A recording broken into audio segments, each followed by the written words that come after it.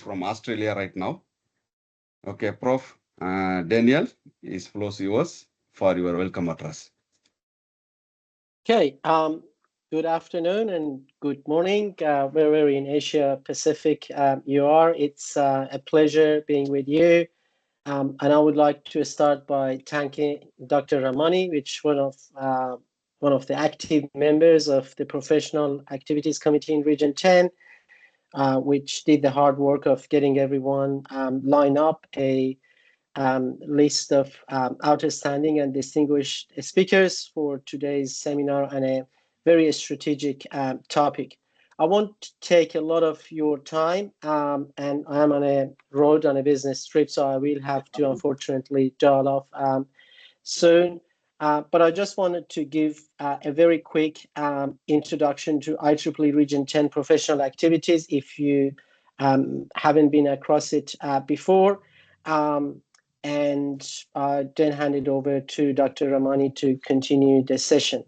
So the Professional Activities Committee, the main objective is really to enhance our members across Region 10, across members' lifetime employability and career prospects, but also to foster collaboration across business units that we have, including industry relations, young professionals, because Region 10, one of the strong points of IEEE Region 10 is diversity. We have a very diverse group of members, and we have to leverage that diversity to create benefits for our members. And also, we would like to promote sustainable professional activities for Region 10, activities that can continue every year. And one of the activities that we designed was that we wanted to design webinars, but there are a lot of technical seminars and webinars, especially after COVID. The idea was to have a very engaging panel discussions on strategic topics that would provide benefits not only to a small group of experts, but also a wider member of IEEE members. And this event is a second or third of its kind. We had session with Sri Lanka section, and then this is with Malaysia section. While these events are being organized by a particular section, they're open to all IEEE members across Region 10, and that's the value of having a hybrid event or a virtual event like this one. The topic today is obviously one of the strategic topics. We know that we live in an area that the new technology is coming every day. The industry is grappling with different key strategic topics, from cybersecurity to energy transition, renewables.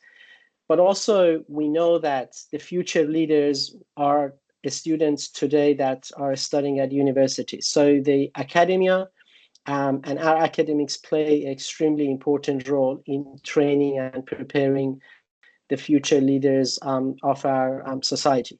And that's why we see this topic as an extremely important topic. And I had a quick look at the content for the discussion of today is extremely, I think, engaging and beneficial to all members. So I'll stop here. Again, thank you to Dr. Ramani and all the teams that make this event happen. And yeah, I hand it over to you, Dr. Ramani. Thank you.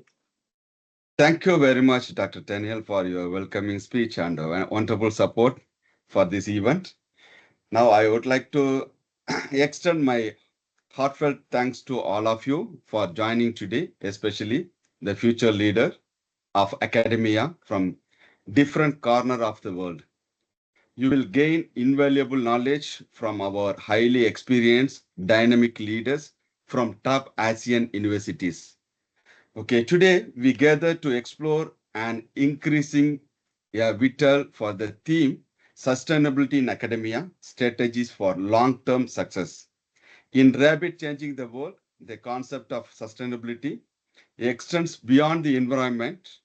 It encompasses the need for resilient education framework, innovation research practice, and inclusion communities that support diverse learning experiences. Sustainability in academia means adapting the environment that nature, not just the intellect, but also well-being of our student and faculty. It involves integrating the sustainable practice into our curriculum, promoting interdisciplinary collaboration, and ensuring that our institution remain relevant and impactful. As we navigate through our discussion today, let us focus on sharing actionable strategies that can help us to create sustainability academia ecosystem, ones that not only drive the present but also they prepare the future generation of the challenges. Okay, I am look forward to an enhanced and insightful dialogue on these topics, critical topics. So before that, I would like to introduce our panel speaker. We honored to have a Professor Tato IRTS Dr. Muhammad Ibrahim with us today. He obtained Bachelor of Engineering degree, Chemical Engineering from University of New South Wales, Sydney, Australia in 1987 and began his academic career University Technology, Malaysia, UTM, as assistant lecturer in 1988. Professor Ibrahim pursued his postgraduate studies, process integration at the University of Manchester Institute of Science and Technology, completing his master in 1991 and PhD in 1995. He has held various positions at the UTM and University Technology PETRONAS UTP. He joined in 1997 at UTP. He was promoted the professor and in the year 2014 and his dynamic leadership and strategic planning. UTP has achieved a remarkable status of being top ranking Malaysian university with a QS ranking of 269 in 2025. So glad, Prof. A fellow in I Chemical Engineering, UK, and Chartered Engineer, recognized by the UK Engineering Council. Professor Ibrahim has published more than 250 journals, patent, and book, and many more. At UTP, he has played a pivotal role in the university transformation into the global recognized research institution. Currently, he serves as a Vice Chancellor of University Technology PETRONAS and is actively involved in various academic and professional organizations, including Academic of Science Malaysia and Malaysian Board of Technologies. Please join in welcoming Prof. Tato to join our panel. Welcome. Next, I would like to introduce our beloved Professor Kanchana Bhaskaran. We honor to have Professor V.S. Kanchana Bhaskaran with us today in her busy schedule in convocation function today at VIT Popal. Thank you, Prof. She is obtaining the Bachelor of Engineering degree and Master from BITS Planning, and also the PhD is from own institution VIT. So we're proud. With nearly 40 years of experience, and Professor Bhaskaran has served industry, teaching, and research. After 11 years of teaching in SSN College of Engineering, one of the top ranking institution in Chennai, she joined VIT Chennai and had taken off role as a Dean Academics. Her area specialized including VLSI design for low power, microprocessor architecture, and LIC, linear integrated circuit. She has published around more than 200 papers in the international journals and reputed conferences and has 3 patents published in her own field of research. And also she written the higher education and impact of ICT in learning and also deliver many guest lecture, invited lecture, and so on. She is an author of 4 books in LIC and linear integrated circuit and related to the subject published by Tata McGraw-Hill Education and has contributed to book chapters in low power VLI circuit design. She is also many reviewer international journals and conferences. She is a fellow of Institution of Electronics and Telecommunication Engineers, IETE, fellow of Institution of Engineers in India. senior member IEEE, and also member IET, life member of ISTE.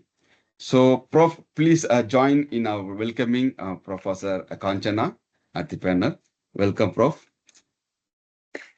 Next, our friend Professor Dr. Pokumaran.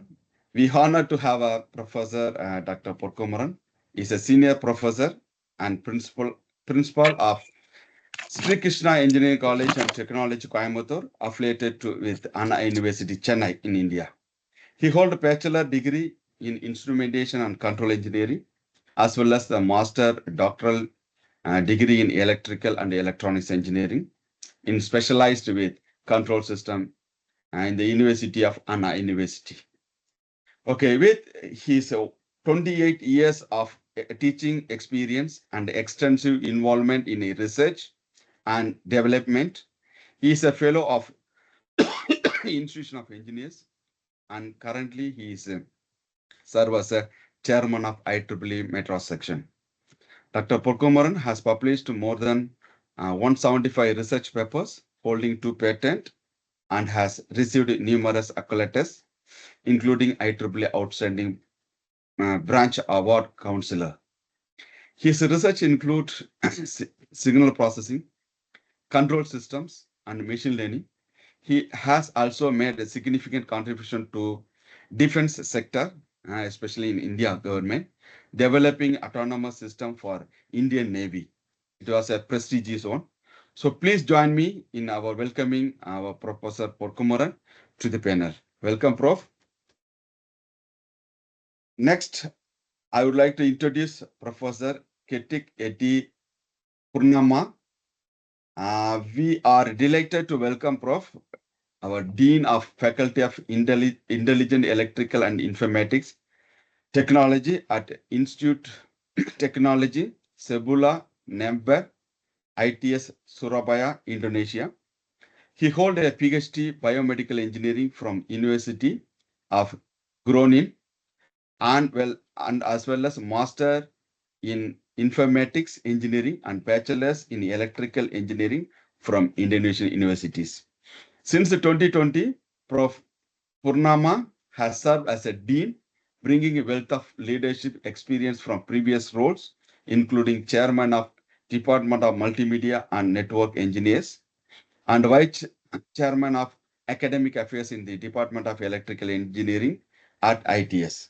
His expertise and dedication to advanced electrical and informatics technology has significant contribution to the development of faculty. Please join me in the welcoming Prof. Our Etik Purnima to the panel. Welcome, Prof. Thank you. Next, I would like to introduce our Professor Sivanesan. We are pleased to welcome Professor Dr. Sivanesan. He is currently working as an associate professor at the Singapore Institute of Technology and deputy director of SIT Teaching and Learning Academy. He earned bachelor and PhD degree in electrical and electronics engineering from Nanyang Technological University, Singapore in the year 2007 and 2012, respectively. Dr. Sivanesan has a robust academic background, has served as a research fellow at the Energy Institute, NTU, and lecturer Nanyang Polytechnic before he joined as a SIT. He specialized in power engineering, focus on microgrid, smart grid technologies, and electric vehicle management system. With his over $12 million in research grant and more than 45 research papers, Sivanation is impact work including license project, IP, and condition monitoring of EA technology for deploying in industry. Please join me in welcoming our Dr. Sivanation for the today panel. Welcome, Prof. Thank you. Okay, as a guidelines, before we begin our event session or panel discussion, I would like to give small guidelines to our participant. So as I would like to outline a few important points to ensure smooth experience for everyone. First, the question answer will be take place at the end of the panel discussion. We encourage you to submit your questions in the chat box throughout the event so we can address them during the designated time. Please keep remember your question respectful and relevant to the discussion at the hand. To minimize the interruption, kindly ensure that your microphone and camera remains off during the session. We will collect and address all the questions to the panel members. Thank you. Thank you very much for your cooperation. I look forward to enhance with your question shortly. Okay. So now I would like to welcome our panel members once again. So we can start our session. Okay. So first, I'm exciting to explore into our first question. So, what are the roles of quality assurance system of institute in implementing the best practices and satisfying the expectation of stakeholders? Let's begin with our Prof. Tatto, TS Dr. Muhammad Ibrahim Abdullah Mutalif for your insightful on this impact on the topic. Prof, please. Thank you, Dr. Ramani, and thank you to my fellow speakers and also those who are joining this virtual seminars. I'm truly thrilled indeed to be able to be with you all today. Now, I would have expected Dr. Ramani would pose the first question to me, given that we are the organizer. But anyway, as you all know, coming to the questions that Dr. Ramani has posed, as you all know, quality assurance systems is very important as it play a pivotal role to ensure that academic institution not only meet the expected standard, but also continually evolve to address the changing needs of the stakeholders. At Universiti Teknologi PETRONAS, we view quality assurance seriously, and I'm not sure whether if you all are kind of familiar in the Malaysian system of quality assurance, for higher education. Now, there is this recognition called the self-accreditation standing, right, which are given to some university who have proven that they can run their own accreditation system and maintaining the quality at the standard as required by the Malaysian Qualification Agency. And I'm pleased to share with you all that UTP is one of the institute, or rather one of the institutions that have been given this standing by the Malaysian Quality Agency. Now, the quality assurance system that we practices, right, is very robust in the sense that we know the requirement that comes from our professional bodies, as well as from the quality assurance system institution of Malaysia is very demanding, and in meeting that, we have put together. We even have a department that actually run it. Yeah. For the start, when you do the curriculum design, right, the system sort of put a requirement that in developing the design of the curriculum, the department or the unit that has been tasked to do that will have to take into account of not only the contemporary requirement for that program, but actually looking across, doing benchmarking across leading institutions of the world, academic institutions of the world, but they have to also engage and do an engagement with industry, and in fact we have the industry advisory panel for the start, which help the department or unit to actually build the curriculum. And once the curriculum have been built, we then subject them. The process of building the curriculum will have to go through a couple of workshops by pulling in people from the various stakeholders, the government side, the quality assurance side, even the industry side. And once the curriculum have been built, it has to be taken through a committee. Now, this is a committee, accreditation committee. Although the committee is internal because of the self accreditation that we had, we have an external person who's chairing it. And this external person is somebody who is very prominent in the quality assurance area. Yeah. Now, they will then the department will then first of all will have to submit the documents to the external as well as the internal panel that we have assigned to actually do a review and audit on the proposed program, and then the committee will meet and then we'll look at the proposals, yeah, and also the feedback that were given by the external and internal so-called assessor that we have appointed. Yeah. Now that is for programs that we are allowed to accredit within the system that we had. Yeah. The so-called this internal system that we had.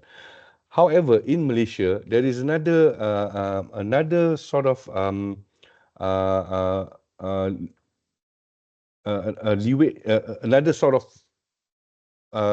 that we have to follow the rule, which is covering the professional body, yeah, the professional programs such as the engineering, which is accredited by the Engineering Accreditation Council, or the technology, some of the technology program, which has to go through MBOT, which I'm a member of the board. Yeah, it's called the Board of Technologies. So now this professional accreditation, we cannot do it within our internal system. We have to actually submit the documents to the Malaysian Quality Agency, and the Malaysian Quality Agency will then appoint, yeah, either the Engineering Accreditation Council or the Malaysian Board of Technologies to actually do the accreditation. And the people who are assigned by this either the EAC or the MBOT, right, are people who have at least had some form of a professional level standing within the professional body that they are member in. For example, in the case of engineering, they must have IR standing. For the MBOT, they must at least have a TS standing, technology specialist. Yeah, so the role is it's very robust. Yeah, and of course, the part which I think a lot of university are looking at, especially in our case, is the part, yeah, for the professional body accreditation. We're looking at putting in a formidable curriculum, yeah, a strong curriculum, yeah, at the point when we design it, yeah, through the process we had. And again, when we look at this assurance system, quality assurance system, given all this technology evolution, the technology revolution, I would say, that we are going through, right?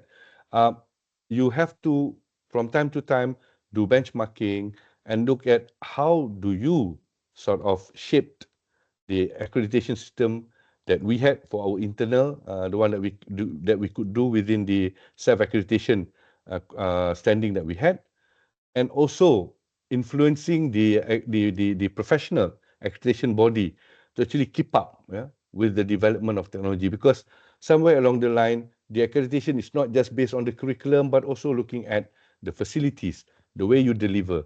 Now, the way that we do the delivery now has taken a lot of changes in the shape or manner in which we are doing the delivery. So these are among the things that that I believe I could share with you all in this.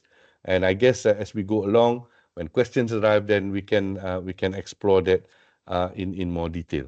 Dr. Ramani, I think I'll stop at that point. Yeah. Thank you very much, Prof. Tato, for your perception and in the sharing your vast experience. Thank you, Prof. Now I transition to the second speaker, Professor V.S. Dr. Kanchana Bhaskaran. Could you please share on your perspective on this one? Yeah. Prof. Quality assurance. Actually, this is a very important parameter what each and every institution has to be following. In India, particularly, we have a program-wise accreditation and institution accreditation through NAC and the NBA and all. Actually, at VET, we had gone for, before Washington Accord signing of our country and all, we had gone for ABIT accreditation. the world level accreditation for the important programs like mechanical engineering, electrical, and all. So by accrediting, by the accreditation, what we really achieve is the process. We have got to, in the higher education institutions, academics is to be concentrated upon, the faculty and staff, and how the students are being taught, and what is the research ecosystem, what we create in the universities, and the overall administration, what we have to see to it that all are going as per the standards, and incremental improvement also in the systems as the world is evolving through the institution, how we can go for bettering each and every day in all aspects, right from faculty till the administration. So in this, actually, as our previous speaker said, we have in our UGC system, University Grants Commission, internal quality assurance cell. Each and every such universities ought to have. In the internal IQAC, we call it. In the IQAC, we have members representing all the stakeholders, right from the employers, right from the parents, alumni, the students, faculty, and staff. And we get the feedback from all the stakeholders. And through that only, all these would be running. All these individual factors would be getting guided by the internal quality assurance cell inputs also. And as pointed out previously also, based on the input from these stakeholders, every now and then, as per the requirement from the industry, as has been mandated by them, what we have got to give for the industry, we have the programs identified and offered. As a deemed to be university, we have the privilege to offer the new programs with, of course, record being submitted to the ACTE and ensuring the curriculum relevance also. Not only identification of programs, the curriculum relevance and the frequent revisions, what we need, and to go with the curriculum, how the research excellence is actually followed. Not only the theoretical aspects are enough for the students, we need to create such an ecosystem and the research ecosystem along with the ethical standards. And we have got to throughout for the UG students, undergraduate students, graduate and research scholars, enough atmosphere for innovation and collaboration, and how the innovation and the collaboration among the students, even across branches, as was pointed out by Dr. Ramani already, the interdisciplinary and multidisciplinary collaborations, how it is really happening, and all these continuously and periodically are audited and updated, and the reviews happening. All these are actually the practice what we have got to be following and what we are following at VET also. And the student-centric quality measures, if I talk about that particularly, right from the student mentoring, not only for academics and research, for his mental health, for his career, for his even higher education and all, how during the formative time of the semester, during the fall and winter semesters, how he is actually performing, because at that time getting the feedback and setting the course path right, and those things are very important. For that, we have another measure called quality circle meetings for each and every such programs among the students, the faculty who are handling, and another senior faculty member who is convening the complete feedback from all the stakeholders with respect to the courses offered we would be having. And based on that, by the time the student finishes the final assessment test, he would be going in the right path.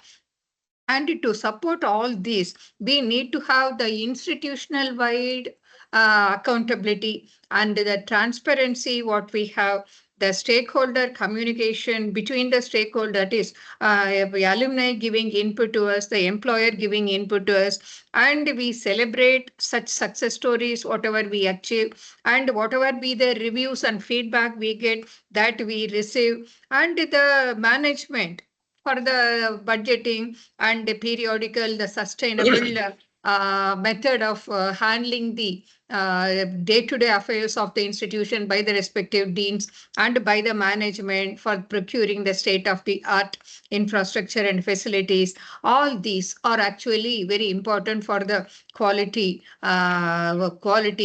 consciousness. And in that direction, I would even say the institutions ought to have them benchmarked against the nationally acclaimed universities and the internationally renowned institutions, and that actually matters. And even the cultural exchanges between such institutions and VAT, we make it a very important factor with the faculty exchanges and the student exchanges through dual programs, twinning, joint programs, and all are happening.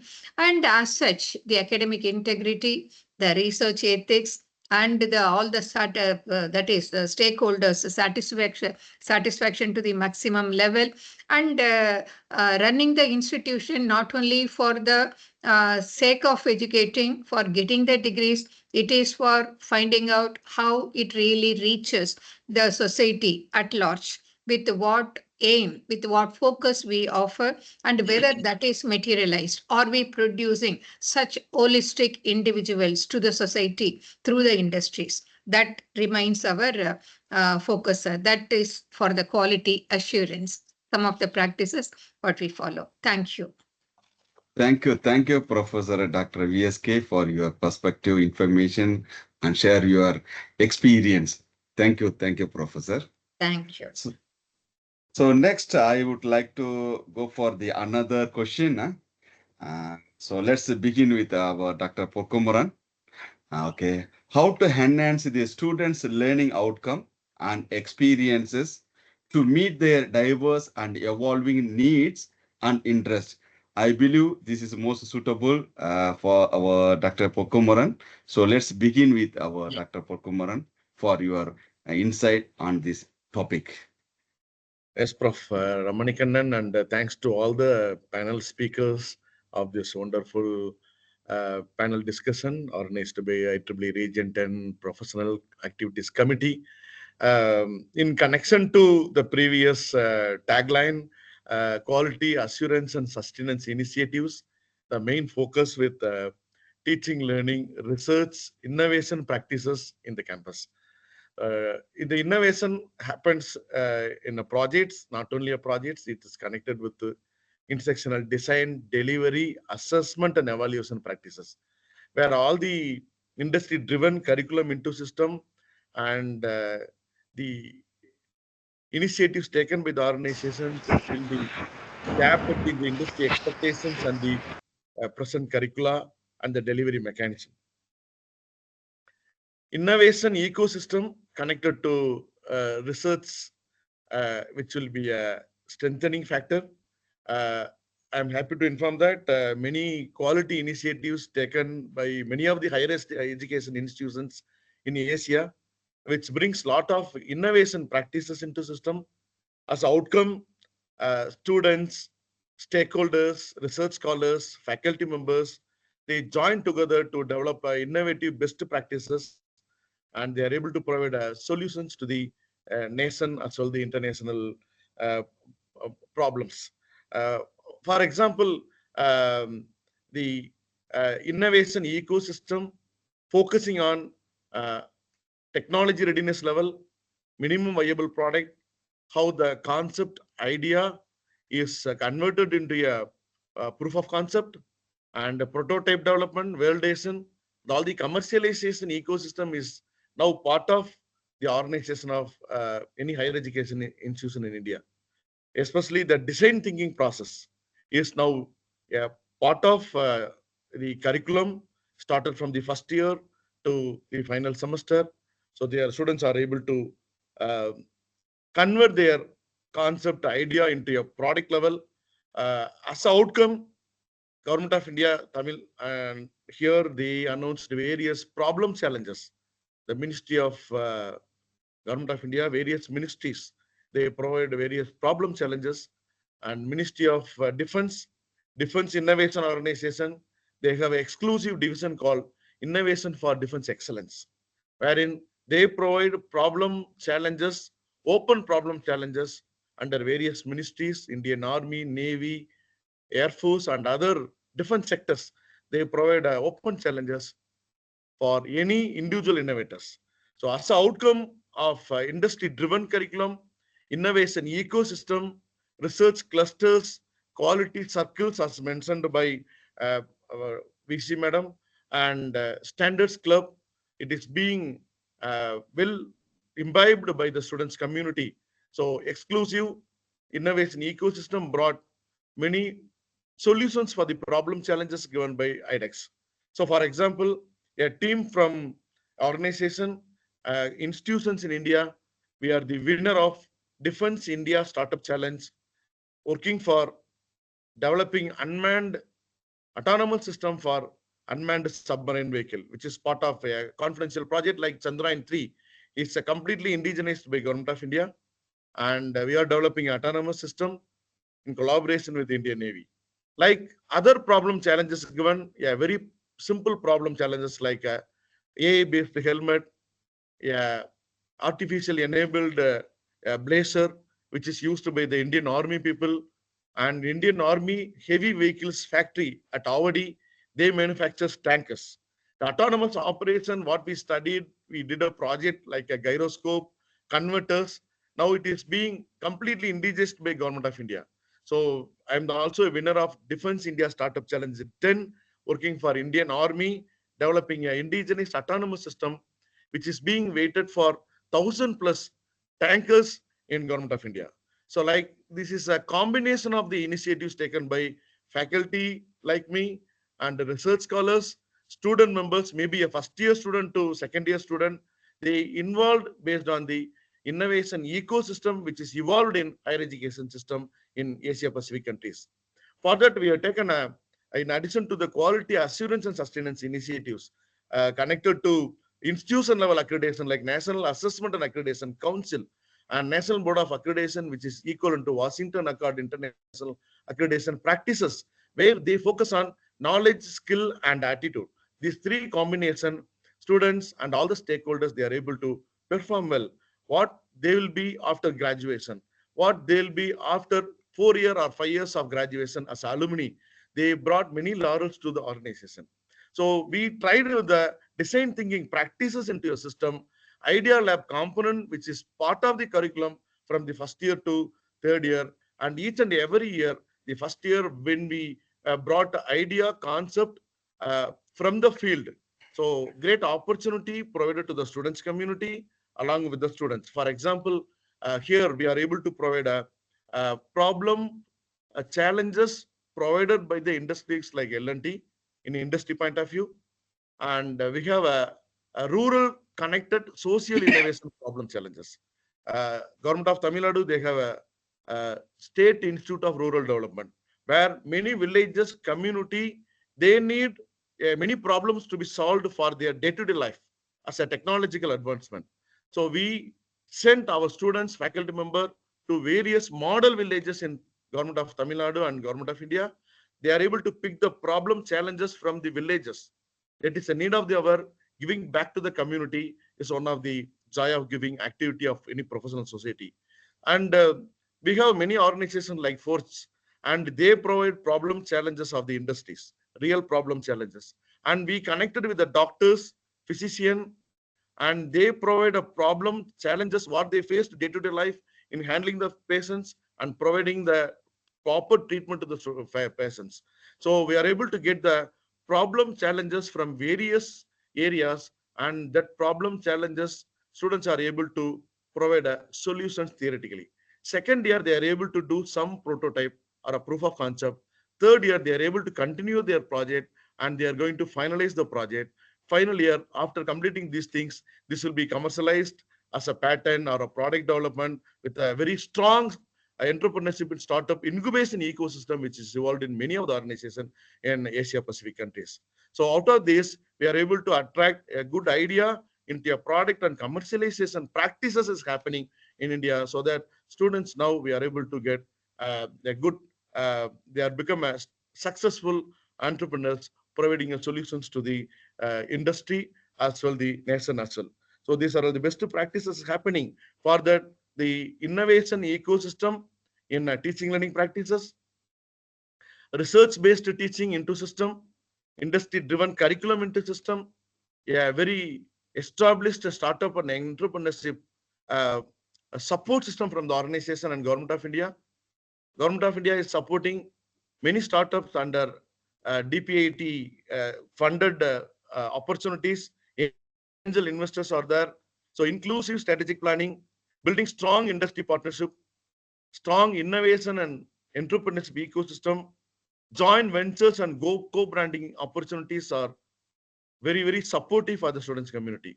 To name a few, IIT Madras, Indian Institute of Technology, IIT Madras Research Park, they provide a good opportunity as a co-incubation opportunity for the institutions. So these are all the opportunity, technology enhanced teaching learning practices, skilling, upskilling, reskilling opportunities provided to the students community, alumni, industry partners. Really, it is well taken by the students community, present generation. Now we are handling adult learners. They are all Generation Z, very inspiring, innovative practices. They are ready to take it forward. And with all the quality initiatives taken by the organization, industry linkage initiatives, center of excellences in specific domain of operation, and industry experts into a system, really students and alumni, stakeholders, they are able to bring excellent sustainability in academia, which is the strategy for long-term success of higher education institution in India as well, Asia Pacific countries. Thank you so much. And I like to add one more thing, the concept connected to CDIO, which is very, very conceptualized driven, conceive, design, implement, operate, which is implemented by many of the organizations in Asia Pacific countries. Now we have started with the CDIO practices at our institution, which is really well appreciated by the students community. Thank you so much for giving the wonderful opportunity. Thank you very much, Professor Pokumaran, for sharing your perception, insightful information and valuable experience. We truly appreciate the practice perspective you brought to discussion here. Thank you, Prof. So now I maybe call our Tato VC. Maybe you can add some your perspective related to the student learning outcome and experience.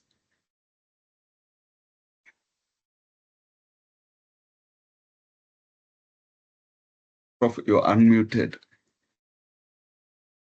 I am sorry.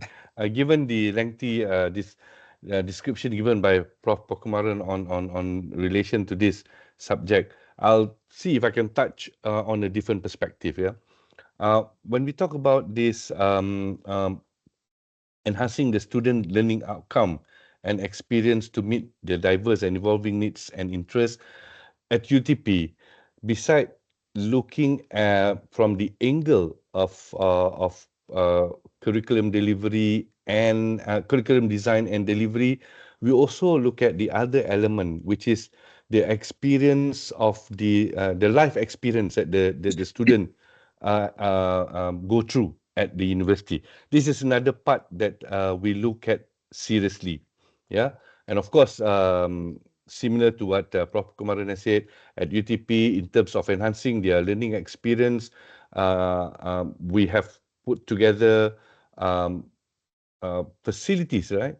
Up to date facilities, leading edge facilities related to teaching and learning, so that the student will have a good experience, in terms of going through the way they are being taught or mentored in class in terms of going through the courses that they have to do. We have adopted various techniques such as active learning, problem-based learning, collaborative learning, and we even have a platform which allows something like a learning management system where the student can access the whole bunch of lecture materials, assignment and quizzes, resources that can help them in building up their study.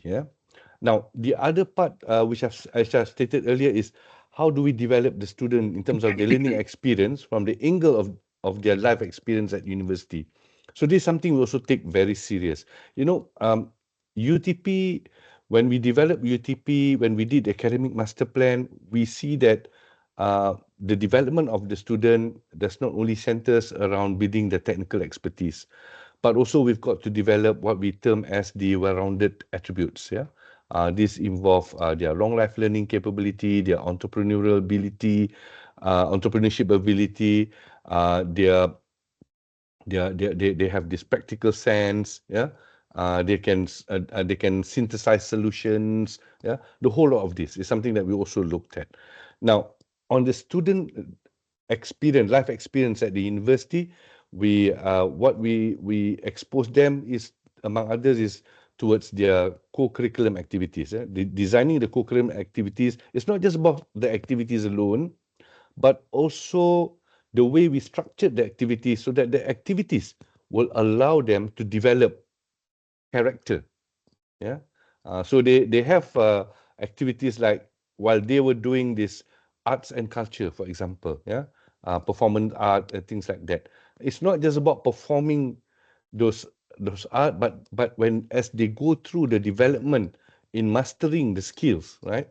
There are elements of character building that we injected into them. Yeah, even sports. Sports also, we have reviewed our co-curriculum in such a way that it's not just about learning the skills that they need in terms of performing the sports, yeah, but also the element of character building that will help develop them as well. And when we map that against the well-rounded attributes that we have developed and defined earlier to our academic master plan, this is where we looked at the necessity of doing so. So together, if you join both, yeah, between the academic approach as well as the co-curriculum or life experiences approach at the university, this will sort of strengthen and reinforce each other in actually developing the student learning outcomes and experience to actually match at the end of the day the requirement from the stakeholders, right? So, Dr. Ramani, I rest there. Thank you, Professor Tatto, for sharing your perspective, insights, and valuable experience. We truly appreciate your practice, perspective, and your brought on the discussion. Thank you once again, Prof. So next, I would like to go for another question is how to develop faculty skills and competency as per the progressive technological development. So we can start, let's start with Professor Dr. V.S. Kanchana Bhaskaran. Maybe you can share your experience in this particular topic. Yeah. Thank you. Thank you for the question. It's a great question. With the employment scenario, what you would have, maybe 2030, we are not actually very sure of how much of AI would be required, how much of robotics, how much of basic engineering and all would be required and all. We won't know. So we have got to make the faculty be ready, and faculty have got to continuously update themselves, and the students are to be made ready for unlearning and relearning. All these are to be happening. And we have emerging technologies, which is actually revolution. It's sort of an industrial revolution, what we are looking at now. And that too with the AI into picture now, it's all moving very fast.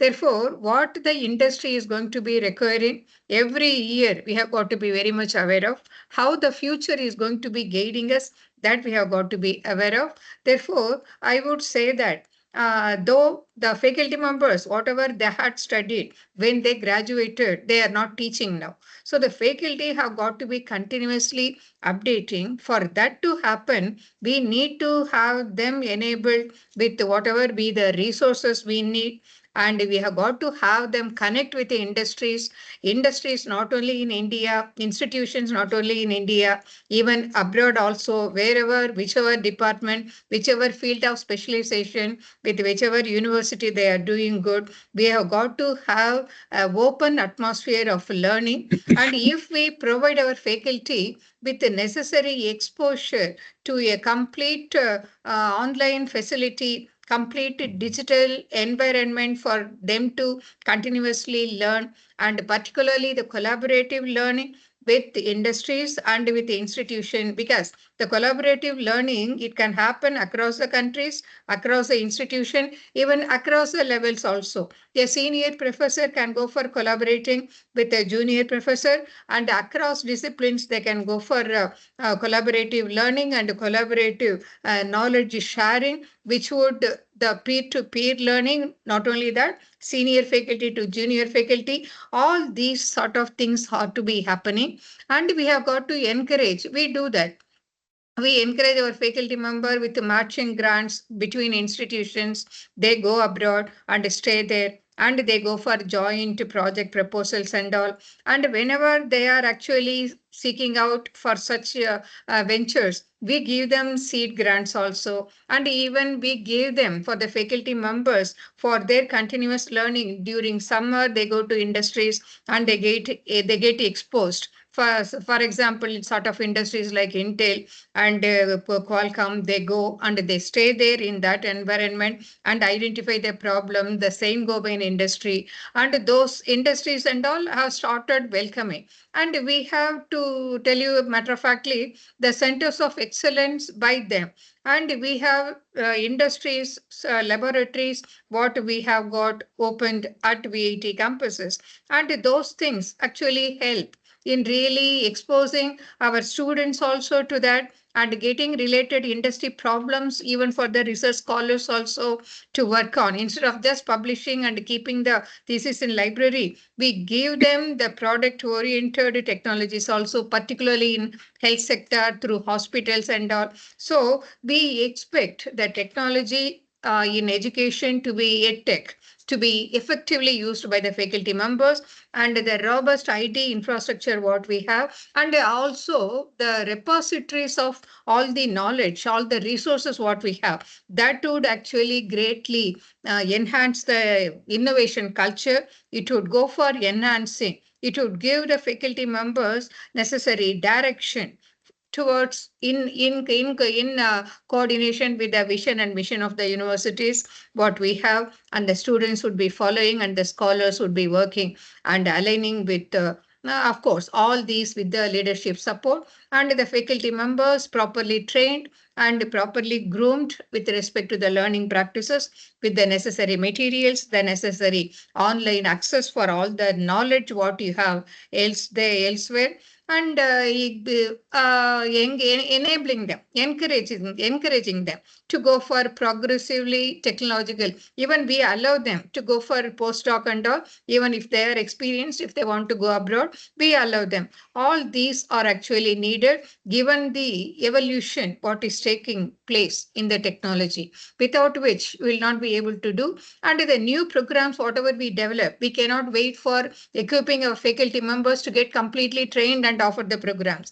We have got to have the faculty members learning and also the students to be taught also. And along with the students, got to work. Along with them, we have got to work for the projects and all. That is how we need to evolve. Given the status of today, all the faculty members are to be learning along with the students. Yes, that would be my point, because I wanted to make it very short. Yeah. Okay. With the Thank permission you. of moderator, I like to add points with Madam. Yes, Faculty welcome, Prof. Please. empowerment initiatives play some key role in institutional building, and That's many right. nation building initiatives in higher education institutions in India Correct. and Asia Pacific countries. Um, as said by Madam and other panel members here, the mentor-mentee system not only for students community, it is required for faculty members. Faculty also. Yes, madam. Senior members, they mentor some group of junior faculty members in specialized domain of operation. Teaching learning methodologies, innovative pedagogical tools can be developed by the faculty members. This is one of the criteria now Ministry of Education, they insist on developing a e-content development for the teaching learning practices into your system. And we have good practice because there is no specific training for a junior level or senior level faculty members. Government of India, Ministry of Education, they have a division called National Institute of Technical Teacher Training and Research Organization. It's one of the 70 years old research organization exclusively for technical teacher training purpose.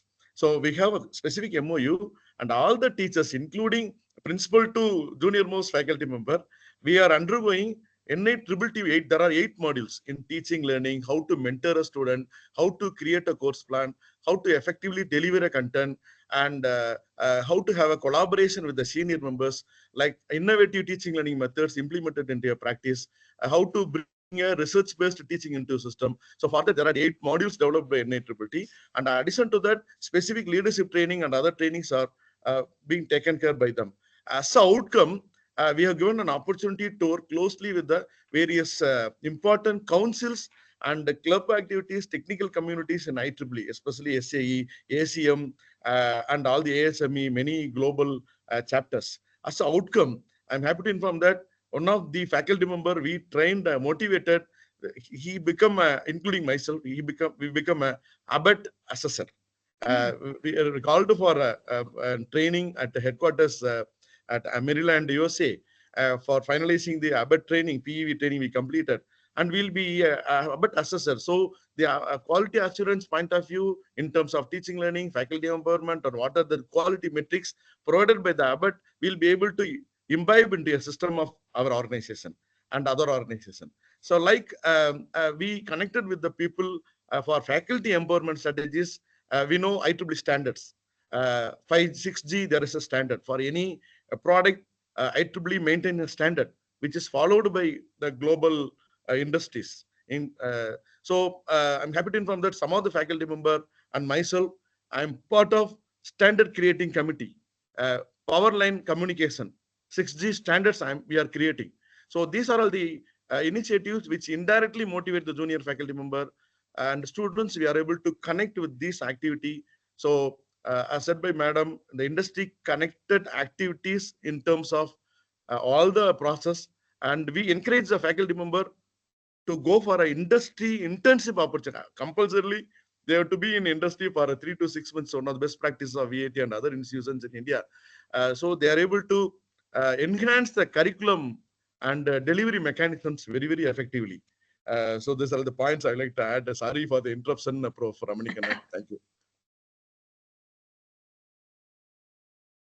Yeah, you are muted.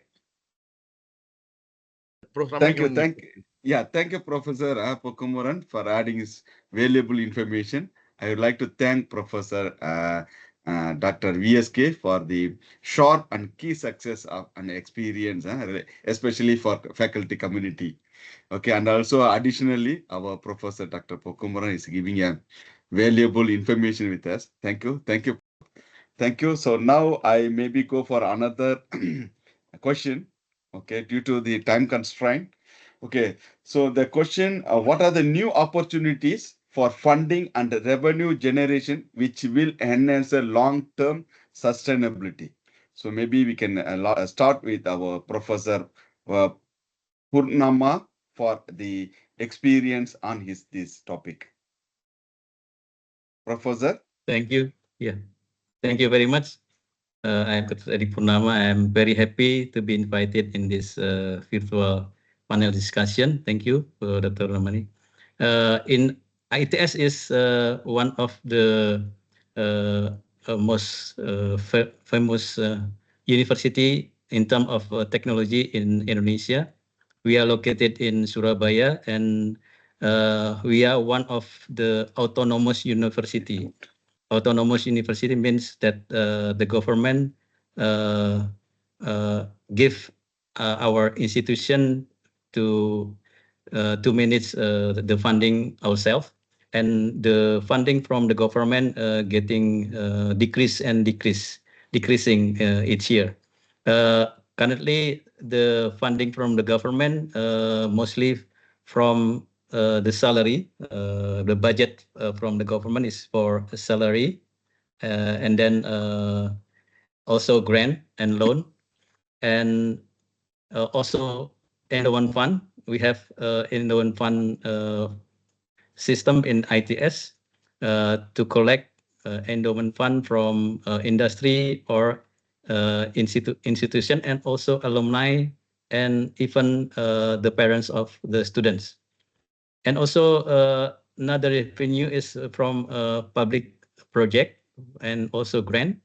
For example, if industry having a problem in solving something, some problem, and then they come to our university and we create a project, and that's to become a revenue of our university.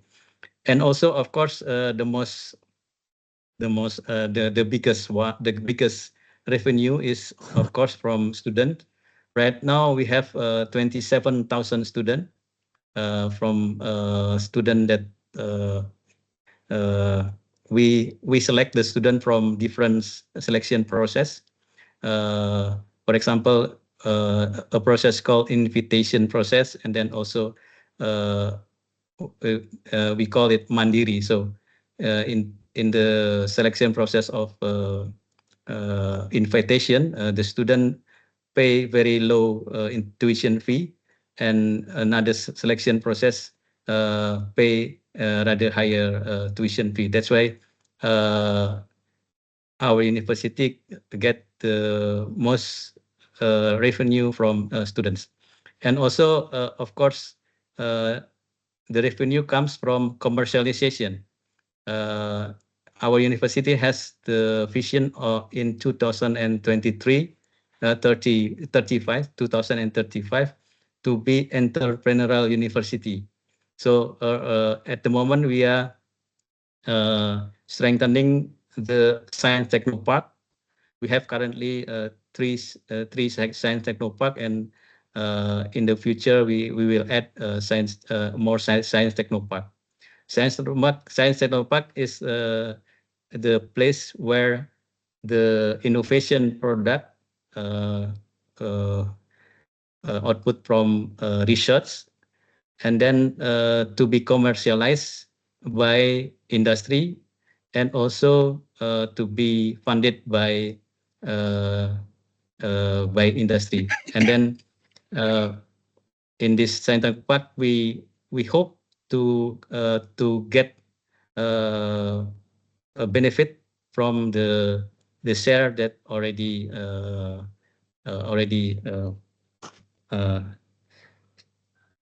the share that comes out from the product.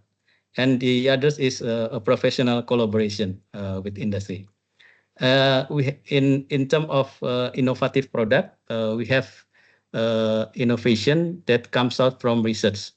We have two different directorate who deal with research. Directorate of Research and Community Services that has responsibility to deal with the research from TRL, or technological readiness level, from TRL 1 until TRL 6. And then once we have the prototype, the product hand over to another directorate called Science Directorate Innovation and Science Technopark. So the responsibility of this directorate is within the technological readiness level from 6 until 9. And then the result of this Science Technopark collaborate with industry, community, and alumni or users to become a partnership. And also, if possible, we will create the spin-off company, and we have several spin-off company comes from the innovative product. For example, ISTO. ISTO is the system how to manage the container on the ship. And also we have a spin-off company, AIESETS.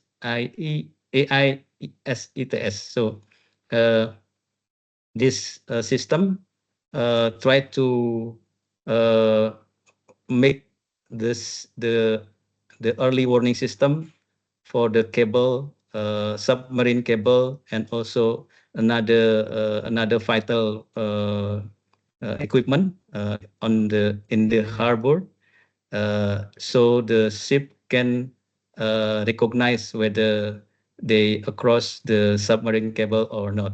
This is the product comes from IEEE. And also we have another spin-off company, Bumandala and Barajawana, that deal with the biomedical product. So this is the example of how from idea of research to become high impact innovation that is currently running in ITS. In ITS also, our rector has every year have the so-called innovative product, flagship product. So, for example, in 2020, the flagship is how to create the robot service product. So, the robot service product is very valuable during the pandemic era. We have created the remotely robot service that is operated by medical person to deliver services to the patient. And currently, the robot services already spread out in the teaching hospital across Indonesia. And also we have we created the flagship product iBoat and iCar. iBoat is autonomous boat used to deliver goods between one island to another island to the during catastrophic weather. And also we have created iCar, autonomous car that is operated in ITS. This is also the flagship product. Flagship product is fully funded by our university because our university has as the autonomous university, our university has obligation to use at least 10%, yeah, at least 10% of their revenue to for research. So that's why one of the research funded by this fund is iCar, iBoat, and also Robot Raisa product. Thank you very much. That's the share information about how to get funding and revenue for our university. Thank you very much. Thank you very much, Professor, for your significant information on new opportunity for funding and how to generate the revenue, which will be enhance our long-term sustainability in the practice, especially in academia. Thank you very much, Prof. So now I maybe switch to our Professor Sivanesan. And Dr. Sivanesan, could you please share your view on this as well? Yeah, thank you, Dr. Ramani.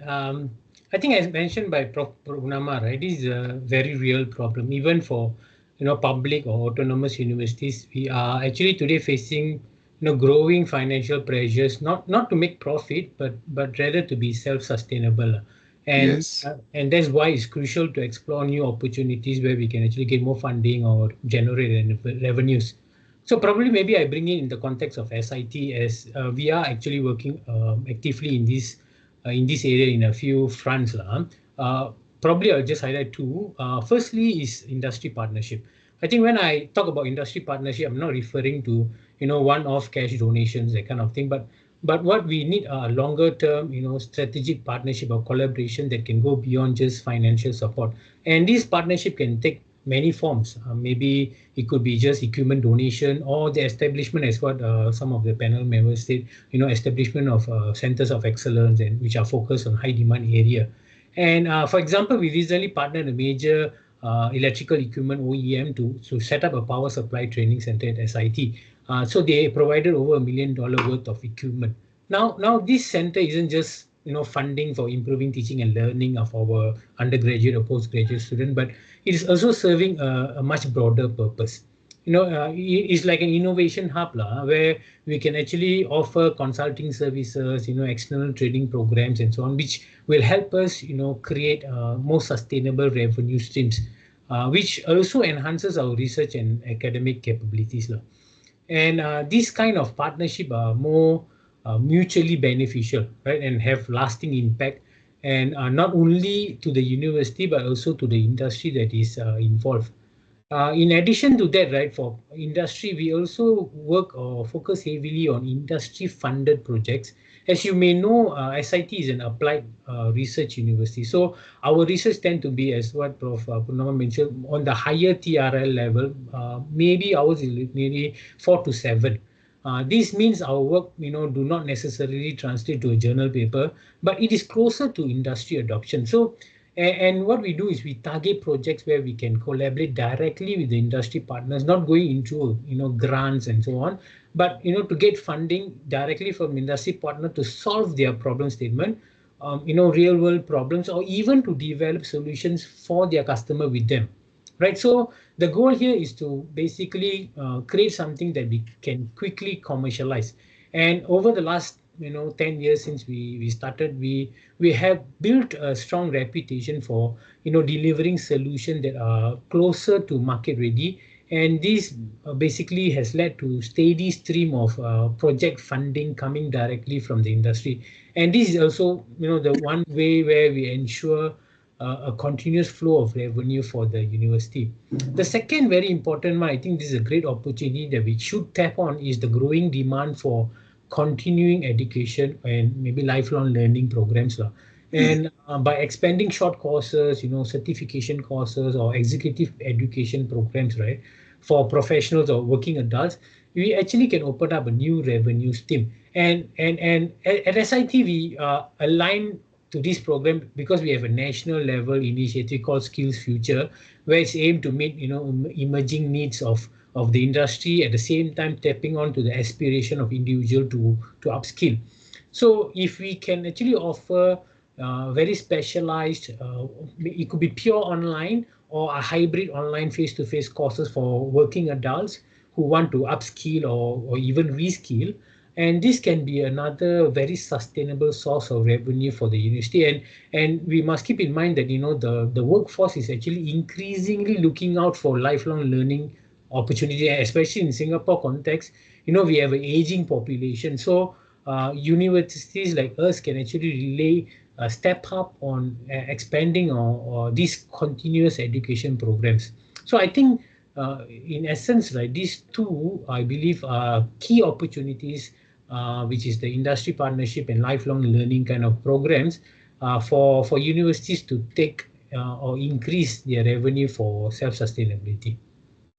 Thank you, Dr. Ramli. Thank you, Professor Sivanesan, for your practical experience related to our opportunities, funding, and revenue generation with self-sustainability universities. Thank you, Prof. Thank you. So next, I would like to go for another question. It's the most important. So how do you see the future of your institution evolving in the next 5 to 10 years, and what should we be doing now to prepare those changes? So I maybe start with our Professor Dr. Sivanesan.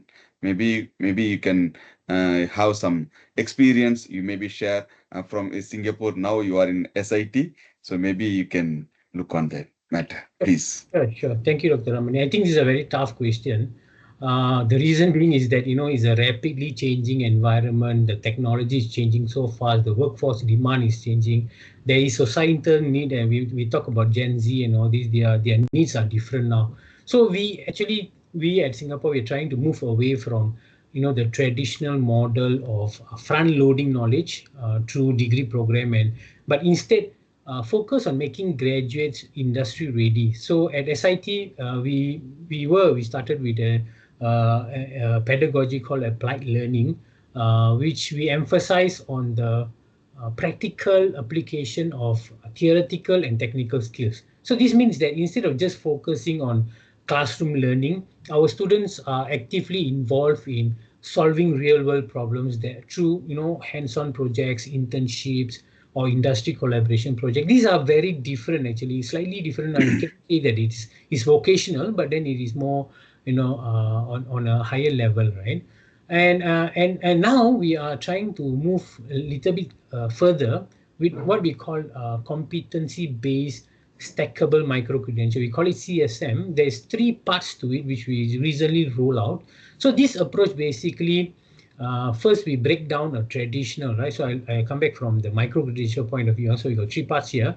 So we break down the traditional 4-year degree program into small, more manageable micro-credential, and that the learner can actually take as needed without necessarily completing the entire degree program. So they require that, just micro-credential, you can just for the purpose of the work, workplace requirement, but then they don't need to take up this entire degree program. But second, we actually offer a flexibility for them. So allowing the learner to then stack up these micro credentials, even from multiple universities or institutions. For example, learner can take 2 micro credentials from SIT, one from NTU and another 2 from NUS, and they can stack these up to build towards a recognized degree. So this gives them the flexibility to take them at their own time, own target, but then still eventually come up with a degree program, a recognized degree. And the third element is we want to move away from outcome-driven education to more competency-driven learning and assessment. So which places a little bit or more stronger emphasis on skills and competency, which the student truly need in the workforce when they will join the workforce, because we want to work, we want the student to be industry ready, right? So, but this traditional education that often focuses on grades and theoretical knowledge, but the students' aim is to achieve certain outcome, right? So they like passing exam or completing assignments only. So which may not always translate to real world ability. So just passing exam, knowing the theoretical, when they go out to the work, it may not be translate quickly to what they can do at the workplace. So competency driven learning is basically just flipping that model. Instead of aiming for academic outcomes, we focus on developing very specific measurable skills and competency that are directly applicable to the students future career, where they want to go and what they want to do. So this ensures that when the student leaves SIT, they are not just knowledgeable, but they are also capable, they are adaptable, and they are ready to perform in the real world setting. But one very key thing for this to happen is we need to shift to what we call an authentic assessment. So unlike the traditional test, exam kind of a thing, which only measures, ability to memorize and ability to follow formulas and so on. So authentic assessment is more on evaluating the students in a more holistic manner, more practical way. So it might involve, doing real world tasks, such as maybe solving industry related problems or simulating a job scenario that the student will encounter after graduation. And this will require, what we said earlier, the partnership with the industry to know, what you need our student to know to be able to do when they join you, right? And what we do in authentic assessment, we will try to assess the student in that environment that mimics the complexity of the workplace as much as we can. And this will allow us to gauge whether they truly have mastered this skill or competency that they will need when they join the industry. So I think this shift is actually very important in the next 5 to 10 years, as we will require to upskill our faculty to effectively implement these changes so that we can serve the industry, right? And knowing that the industry will also rapidly change as the technology changes. So this allows us some kind of ability to be very flexible and dynamic in our offerings. Yep, that's all, Doctor. Thank you, Prof, for your valuable information and real practical experience for the 5 to 10 years, next 5 to 10 years. Thank you, Prof. Thank you. So due to the time constraint, I maybe skip one question. Okay, so last one, finally, I would like to call Dr. Porkumaran. Okay, so could you please share your thoughts about the startup innovation and the entrepreneurship linking with the strong industry alliances and partnership institutions? Professor Porkumaran, so floor is yours. You maybe share your thoughts. Thank you so much for giving this opportunity once again. Strong industry alliances and partnership with innovation ecosystem in the higher education institutions evolve very specific and significant outcomes. They are able to provide solutions, and the academic team along with the researchers in the campus join together to develop a product which is the need of our. So consciously doing a technological product with high accuracy, reliable, with a low cost, affordable devices, especially on biomedical side. which is really need of the hour. There are many opportunities connected with the industries, hospitals, and for day-to-day activities. So for this, very strong innovation ecosystem, providing infrastructure facilities, incubation facilities at campus. Like VAT, it has its own strong incubation initiatives, technology incubation center. And we tried with establishing incubation innovation center, which facilitates from conversion of their idea, concept into various technology readiness levels, along with the minimum viable product capability. Finally, developing a product which is being supported by the organization for commercialization initiatives. So in my experience, we were able to get good ideas, and these things are carried out very effectively by incubation centers at campus. And because of that, 80 startups have been incubated and 25 startups have been graduated. So now for the complete surveillance systems at Airport Authority of India Limited, we were able to get the projects from Airport Authority of India for its student and faculty startup initiatives. As I said earlier, the startup and innovation culture, it is not only with the students community, it is encouraged with the faculty members also. For example, around we have 500 plus faculty members, and around 80 plus faculty member, they are having an intention of startup and employability connected initiatives. So we encourage the faculty member to work closely with the students community, to work closely with the industries around us. For example, in Tamil Nadu, we have, or India, we have industry clusters. Co-India, Codicea, these are all the southern industry clusters. Taima, Aima, these are all the industry clusters in South India, especially in Chennai. We are able to connect with these industry clusters and identify the problem definitions. And we joined hands with the different sectors. So students, faculty team, research scholar inside the campus, they are able to provide solutions for that. So these activities really helped us. And for example, Indian Council for Agriculture Research, they have a division called SIBA for aquaculture related research activity. Tamil Nadu Agriculture University, they have a agri-business development opportunities. So we identified various problem challenges from the Government of India research organization, and especially ERNET India, they provide a problem challenges. CDAC, Government of India, they provide a problem challenges. And these problem challenges are taken care by a team of faculty member. As I said earlier, not only for a student member, faculty member, now they become a startups. I have different startup now. Tomorrow I have my, the product development practices is being welded by Navy officers. Tomorrow they are coming for a validation purpose. So this culture really enhanced the teaching learning practices in the campus. They brought research outcomes, product development culture into a system. So I'm the alumni of PH College of Technology, one of the top ranked institutions in India, where industry is part of inside the campus. So as I said earlier, long back, the innovation startup was not included as a part of the curriculum.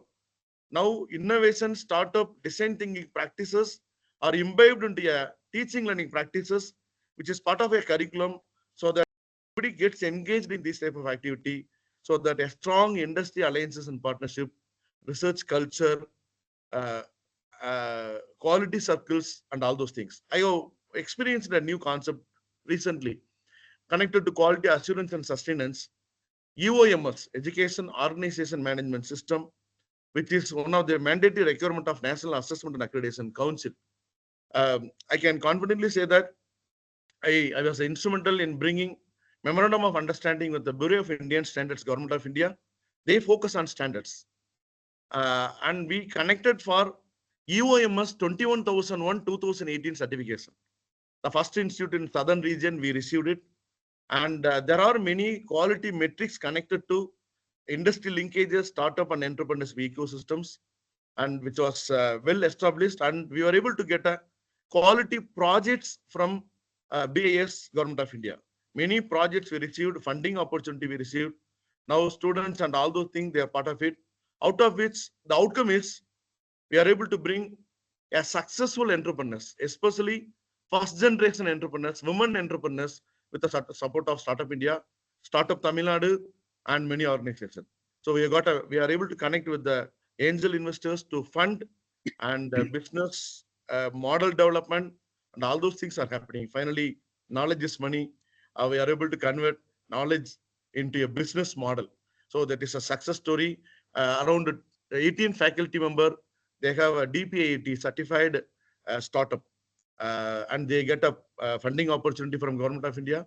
They are able to provide a good products to the government organization and especially R&D organizations in India. Thank you so much.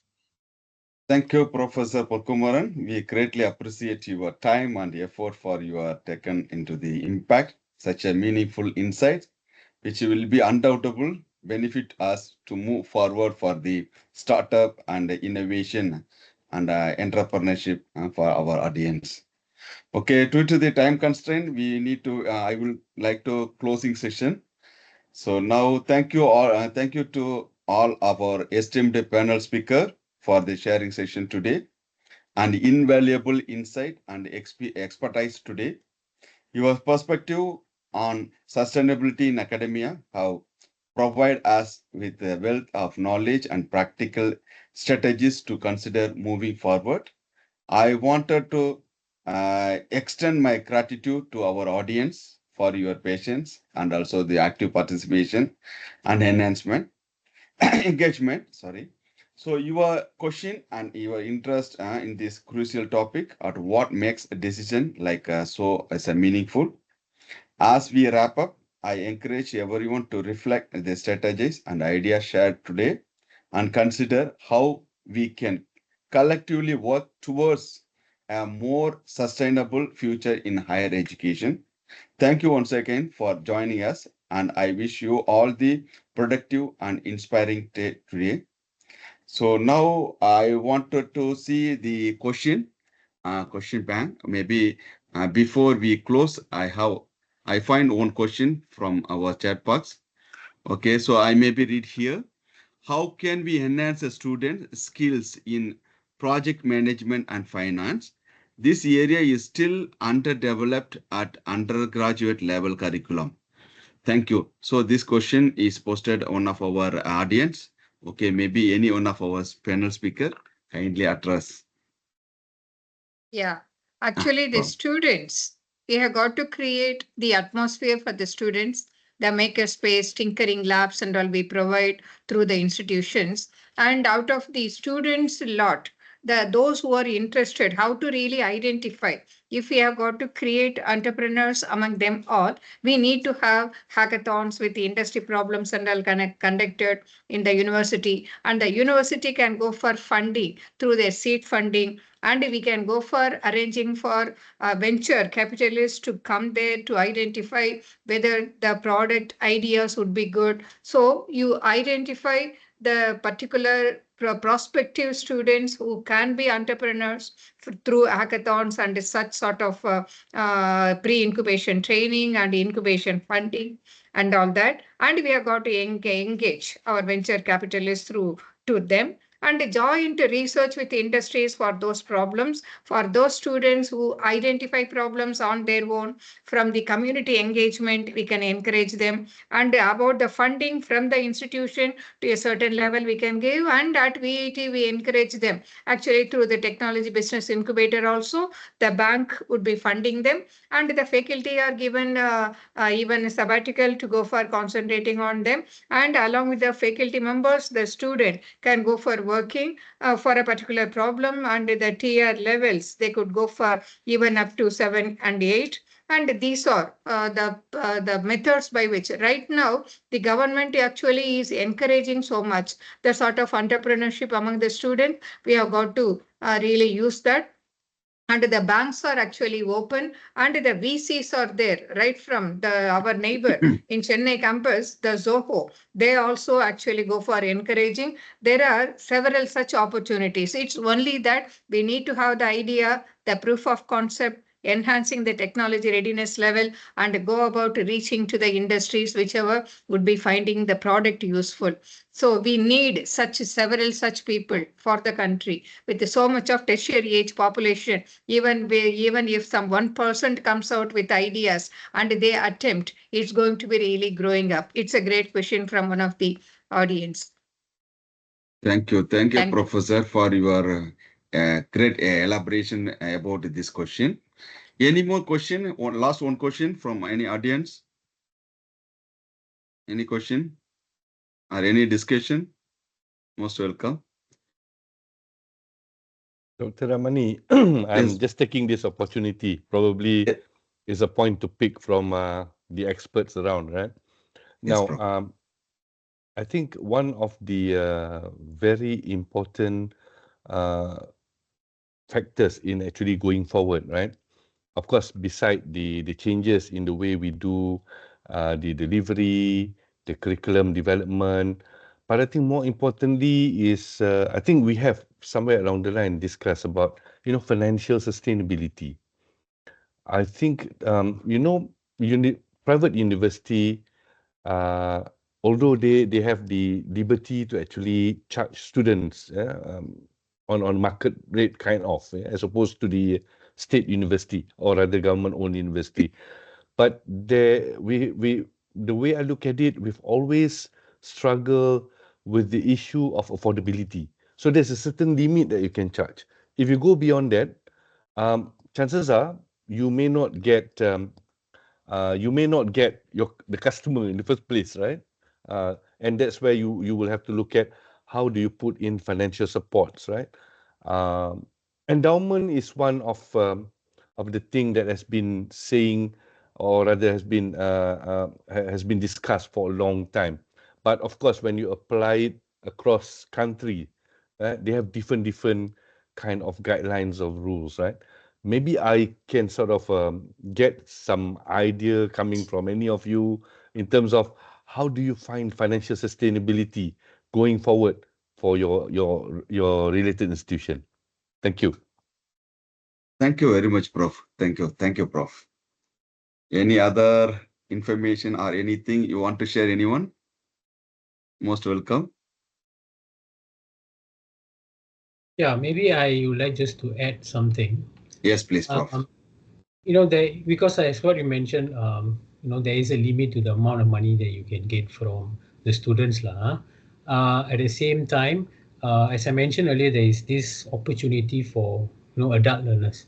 And in Singapore, the advantage that we had is that there is a Skills Future Singapore kind of initiative or a government body that basically drives and coordinate the implementation of a national level movement that promote a culture of lifelong learning.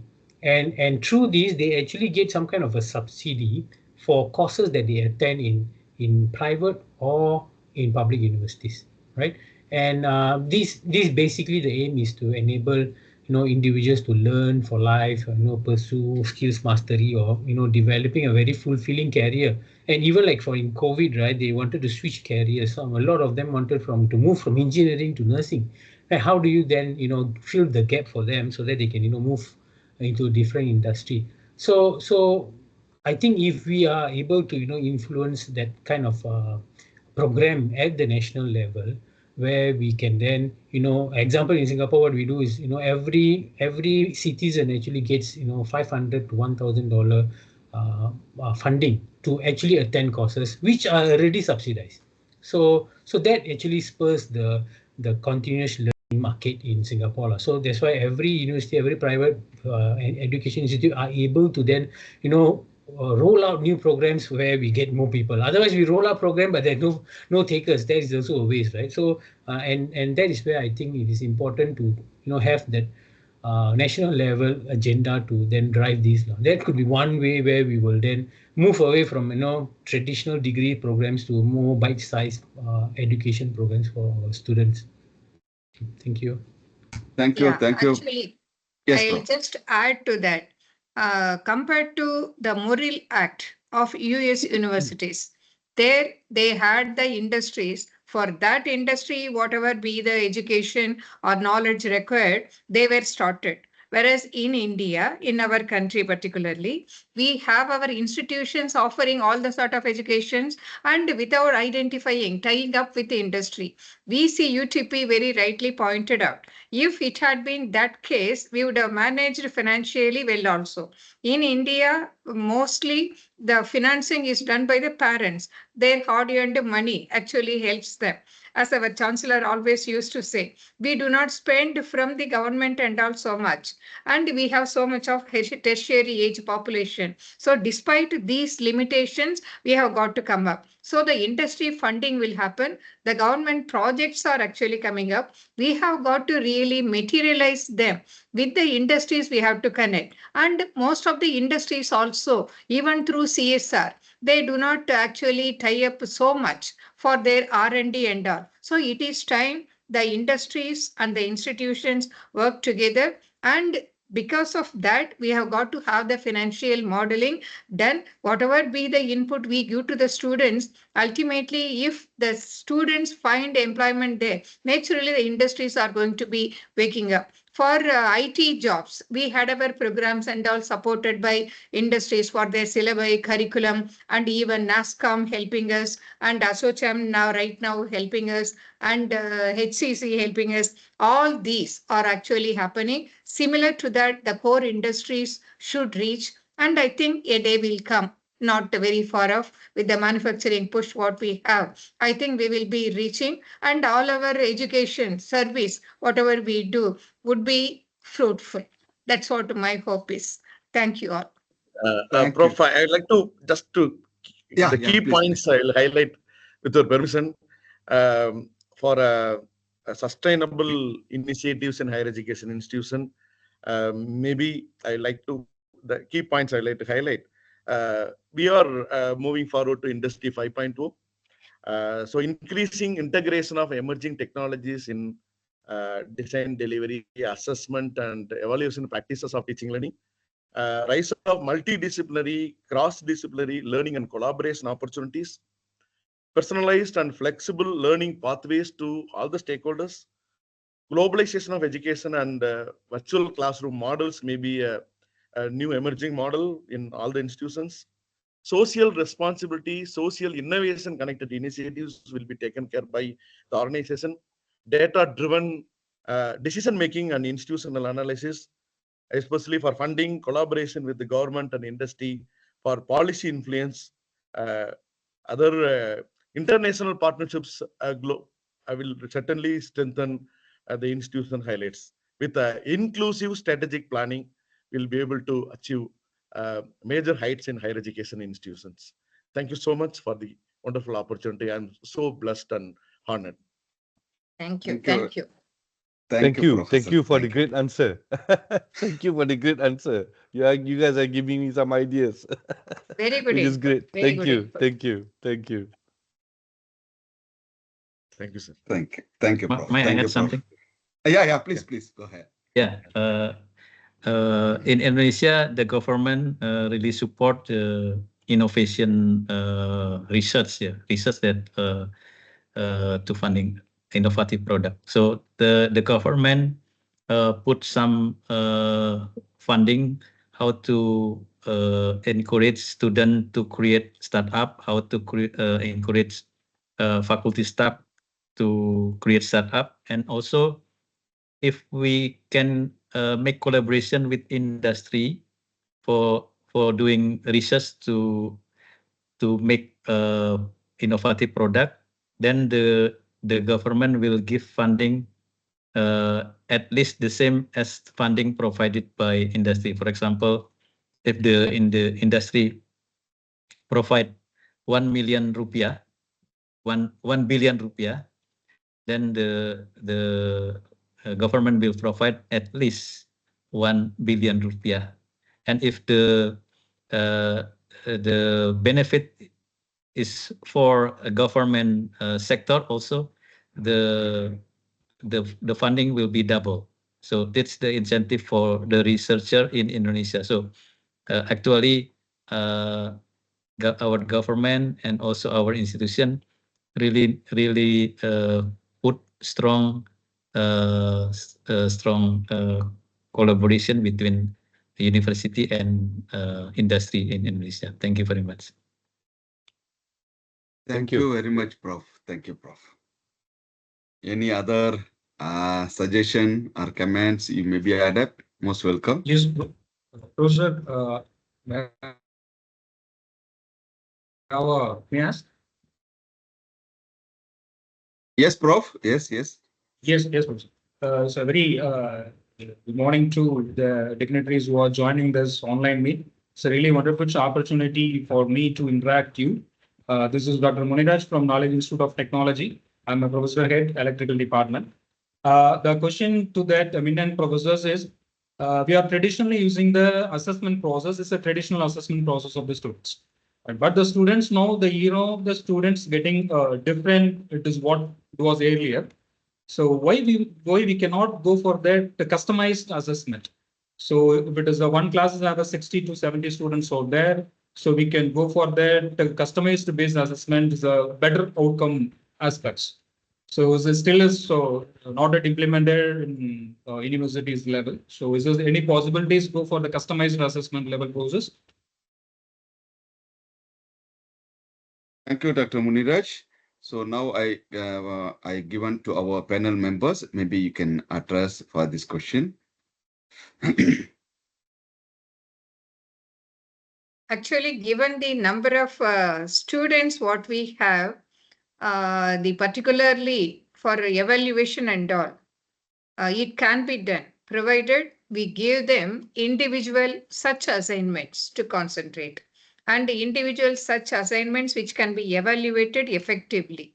So for that to happen, we have to have such several questions. And those questions should not be just copied material from any books or anything. It has to have the synthesized answer from the student for a particular problem. If that is happening, it would be greatly helpful. And as an individual, the faculty member alone cannot work in this. They have to be supported by. This is where I think the AI would come in. The AI would be able to identify such questions and such individualistic answers, whatever we received from the student. It should be possible. I think we are going in that direction already. Yes, thank you, Professor. Thank you, Prof. Yeah. Thank you, Prof, for your question, and also thank you for Professor VSK for your excellent answer for that. Thank you. So now this is our conclusion. As we conclude our panel discussion, I would like to invite our IEEE Malaysia Section Chair, Dr. Nordin, to share the closing remarks. Dr. Nordin Romli, yeah, floor is yours. Yeah, thank you, Professor Ramani, for the kind words.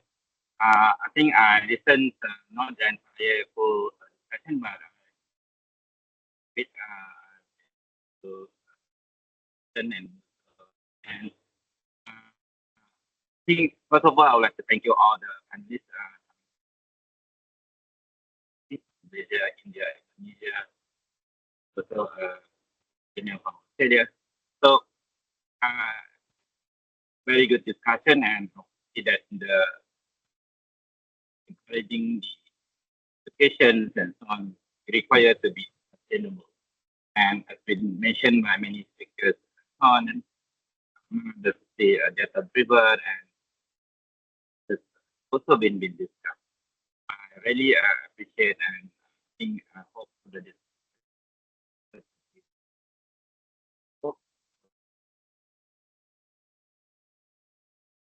Dr. Nodi, your voice is not clear. Can you? Give me 1 second. Can you hear me? Yes, now it's clear. Now it's clear. Wait a minute.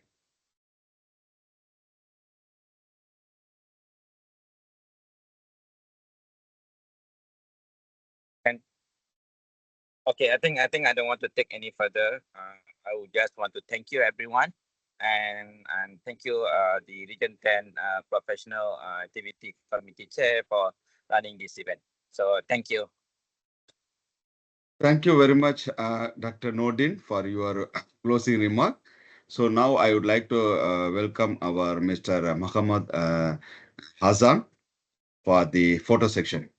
Okay, so now I pass to our Mr. Muhammad Hassan.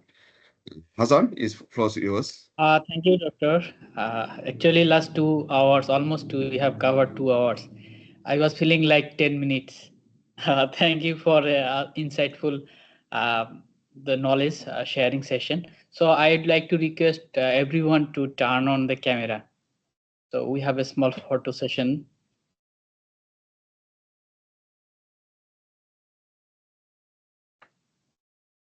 So is it ready, Hassan, everyone? Hassan, please non-share your screen. Okay. And share. Yeah, now it's clear. Yes. Okay. Thank you. Everyone ready? Yes. 1, 2, 3. Okay, once more with V sign, please. Hi. 1, 2, 3. Another one, please. 1, 2, 3. Thank you, everyone, for joining the session. We are celebrating IEEE Day this week. I request all the members here to say 1 minute video, short video. Happy IEEE Day, which will be a branding activity for Region 10. Mr. I think that's very good. Hassan, please coordinate. Okay. Thank you. So I The will. mic on. All of you turn on your mic and camera. Okay. I will say 1, 2, 3. Maybe then we can say happy IEEE Day. Okay, ready, everyone? 1, 2, 3. Happy IEEE Day. Thank you, everyone. Thank you, everybody. Much. Thank you all. Thank you all. Thank you all. Thank you A great all. event It's been and a pleasure. nicely Great event. coordinated. Thank you all. Bye-bye. Well done, Dr. Ramani. Great Thank you, coordination. Prof. Thank you. Thank you. Congratulations. Thank you Thank for you. meeting online. Thank you, madam. Thank you. And Bye-bye. Thank you, madam. Nice Thank time. Have a good weekend. Same to you all. Okay, Bye-bye. I will share the video and sir. the photos through email. Thank you Okay. for joining other Okay. guests as well. Thank you and Thank take you. care. Thank you, Thank you, Honorable all the VC, sir, panel speakers. Murthy, Thank you. and Thank you, all the respected participants. Professor Sivanesan and respected Yeah. Ketul Reddy and all the members. And thank you, Prof. Ramani. Thank you so much. Thank you. Bye-bye. Bye-bye.